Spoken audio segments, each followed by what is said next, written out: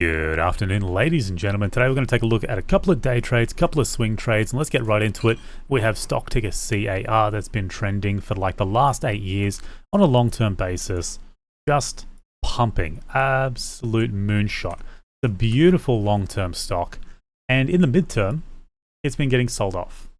The last year and a half or so, it's sold around 45% or so, and in the short term, which is, I guess, the last 4 months for this stock, is a head and shoulders. Now, the pattern itself is not important. What's important is this pivot here. Regardless of the fact that it's an inverse head and shoulders, it's the pivot that matters. What we're looking at is a reversal of trend.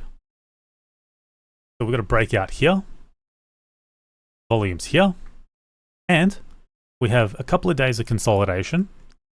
And that is sitting on lowering volumes, which is always good to see on a setup like this. Now, the US did sell down over the weekend, while obviously the ASX is shut, right? So Friday night, Saturday morning, the US is selling down quite strongly. So maybe this does dip down. My idea here, my thinking is from this pivot point to this pivot point, about halfway. I wouldn't want to see it dip more than halfway. So we're looking at around 25.50, 25.40 as the add-on point for me. And then maybe a stop loss somewhere around 25. It'll be a staggered stop loss, like 25.05, 25, 24.90. Right, that's my thinking. That's my risk management plan for this. As always, I'm not a financial advisor. I'm not recommending you to buy, sell, or do anything in particular with any of the stocks that I talk about today. It's entertainment and educational purposes only. And if you do want an education, a proper education, I've been trading for 11 years full time. So if you're interested in knowing what I know, I've got a compact course that covers absolutely everything end to end. wap.com/ASX. If you don't want to learn, fuck you, watch the rest of the video, and you might get snippets, a little bit of tidbit of information on how to be someone that doesn't fucking suck at the market. So we're going to take a look at the next trade, which is SFR. This one's interesting. We have a breakout that I've taken around 18.50. It's pulling back. I expect it to come back down to $18.10 based on what's happened on the ETF. COPX down 7%. Not looking good. The commodities have all sort of sold down on Friday night. Oil, uranium, you name it. It's all sold down. Even gold is sold down. Everything's just down sharp overnight, over the weekend. So we'll see what happens on Monday. But for SFR, it's looking fantastic as a nice big copper miner on a nice big trend to the upside. And just looking for that to follow through. Whether it comes back down to $18.08 and retest this sort of 21.50 level, that'd be great. Take some off, ride it if it keeps going to the upside. The risk maybe is around 17.50. So buy, add on, risk, cut. And then, if it does end up doing something like this, if it does end up doing a sharper pullback, let's say there, stop out, bounces, I can always catch it on the way up.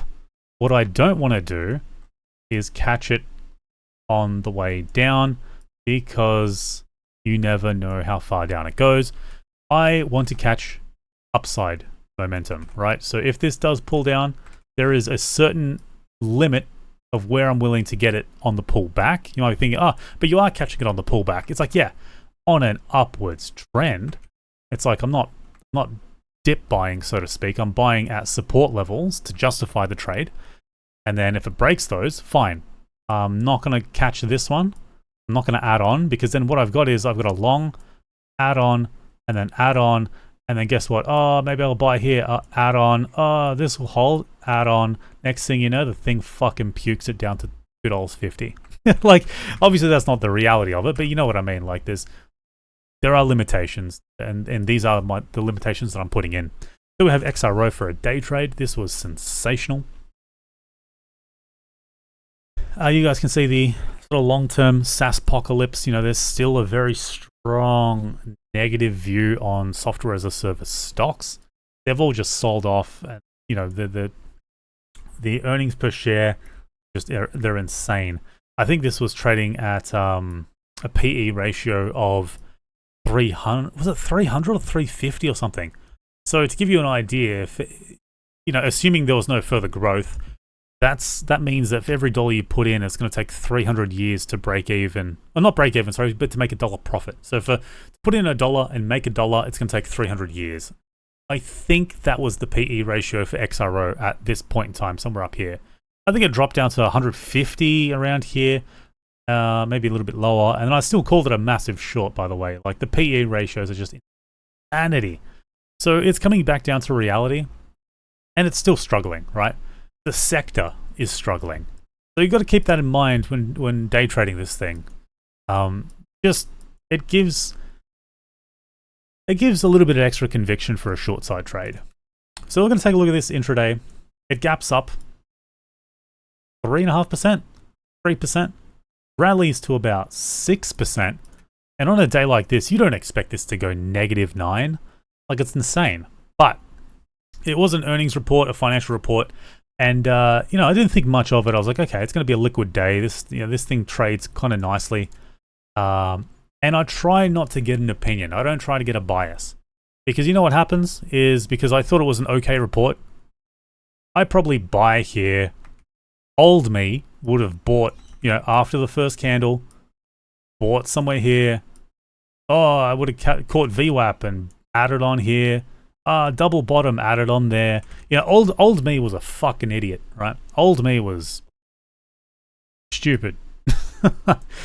The not profitable version of me was taking stupid trades like that, and thinking that was trading. Thinking, I'm going to read a report, I'm going to interpret it, and my interpretation is going to determine what's going to happen. No. That's for suckers. Opinion. These days, because match trading isn't particularly great for a lot of stocks anymore, just the way they changed the opening times for the ASX, everything opens all at once now.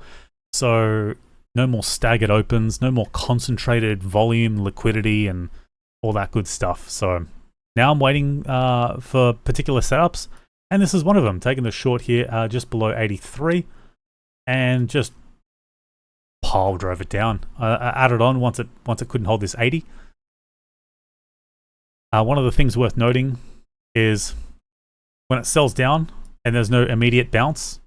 Firstly, if there was, VWAP short, first entry, or rather, let me redraw that. There's the pivot, there's VWAP, first entry, sell down, bounce, second entry, and because there was no earlier retest, third entry, stop. Something like that. That would be the way to punish this if it did actually end up bouncing. But funnily enough, it came to $80. And I think everyone would have expected a sell down to 80, which is near the closing price. So you'd expect support here and support here. You'd expect two levels of support to provide some sort of bounce, but it never happened. Just went sideways and puked. So beautiful. Because that happened, there is a timing component, which I talk about in my course. Wink, wink. Upselling. But really, there is a timing element to this, and that's how you catch big moves, especially when there are things like no bounces involved, depending on whether there's a retest of the break or not, how soon the break happens, and there's a whole variety of circumstances around how heavy to go, when to go, and timing aspect. So it is more complicated than just simply, oh, it broke range and then that's it. It's like, no, there's an element of where to add on, how to add on, what's the best risk to reward, how to manage that risk, where to take profits, what time to take profits, what to do at VWAP, should it get to VWAP, the sort of the elements of volume around VWAP, and there's a whole cluster of things that go into the trade, and it's not just range break, hold it for a whole day or half a day and then sell it or cover the position. It's a little bit more complicated than that. But that is the general gist of what happened on MP1, and it was sensational. Did I predict it? Absolutely fucking not.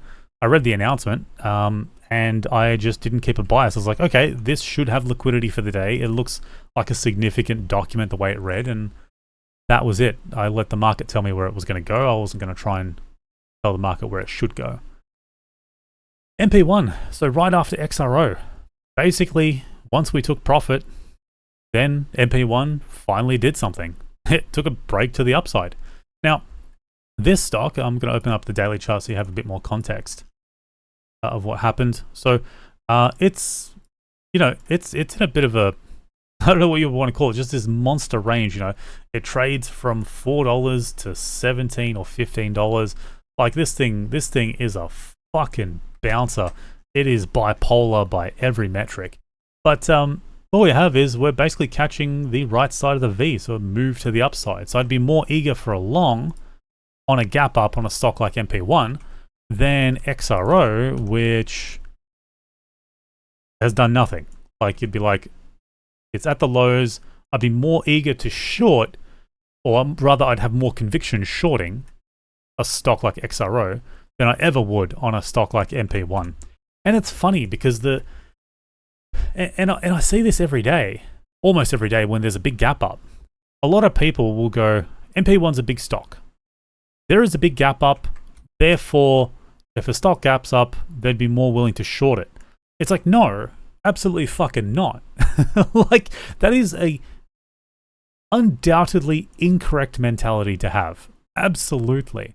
Now, you can have a gap like this, and it still performs strong on the day, and then maybe it fades back, maybe this tops out and then comes off, and then maybe retests the break or the gap at 10 and then rallies. But intraday, there's nothing wrong with going long on a big gap up. There's just nothing, especially when it's on the right side of the V. And that is a term used or coined by Lance B. Armstrong. So I love that terminology, by the way, the right side of the V. It is a perfect description of trading. You know, his description of the right side of the V is this. Here's your V. This point in time, number 1, and this point in time at number 2, yield 1 does not equal the EV of number 2, right? The expected value or expected return of number 1 is wildly different than the expected value of buying at number 2. So, same sort of idea. Again, this doesn't guarantee that MP1 is going to be a long on match or a long on open. It's just a concept to keep in mind when it's doing this. When it's not really range breaking. It's kind of going sideways. And then what it helps with is the mental aspect of taking a long on a stock that's up. Let's have a look. What was it again? It was like 24%, 21% gap up, roughly, into 30% almost for the day. So that mentality helps with executing a long here at $12.70. Keeping in mind it's up 30% on it's a $2.1 billion stock, right? Not many people are going to be comfortable taking a long here, and I totally understand it. It's a psychological block that a lot of people have. But it rallies, and it rallies strong. This is what I really like as well, is people are stuck. Some people are stuck in small cap land, or they like trading stocks below $1 because you can make 10% pretty quickly, or 20%, 30%, whatever. And then people look at this and they go, 6%. And 6% is not a lot. I'm like, 6% is fucking massive. 6% is huge for the day. To give you an idea, right, 6%. To give you an idea, if you were to use basically any broker that allows 5x leverage, which is most of them if you're trading CFDs, right, you got what's that? So a $10,000 position turns into 5x, 50K times 0.06. That's $3,000 on $10,000 of equity. That's a 30% move on a $10,000 play. Like it's sick. It's really good. So I don't know. I've seen people complain lately on Twitter and stuff that you know, taking 5% on a stock is, why bother? Like, what the fuck are you talking about? Anyway, so it's a nice long range break, and of course we have the general theme of volume. Sure, it doesn't happen at the breakout, but this is even better. It happens before it breaks out. It's like, oh, there's demand, and then it breaks nice and slowly. It just cruises to the upside. It's absolutely beautiful. And where's the exit point? Well, if it ain't $13, it's $13.50. If it ain't $13.50, it's $14. If it ain't $14, it's $14.50, right? It's nice round numbers, and we have this sideways action. And it's just an easy exit. It's like, all right, I'm done. Just made 6%, 5.5% on this thing. I'm not going to be greedy. I'm like, okay, well, here's the exit. This is a real slow exit. It's between midday and 12:20. You've got 20 minutes to make a decision, and probably 10 minutes realistically to make a decision, because you don't know that it's going sideways at this point in time until it actually, you know, comes back down, retests, and you're like, block at the very least around here. If not, this candle here maybe of a high volume sell. This is really where it actually just like definitely starts breaking. You're like, okay, cool, I can be out, make really good money, very clean trade, gorgeous. So that's the 2 stocks for day trading, 2 stocks for swing trading, and I hope you guys learned something. If not, well, enjoy your weekend.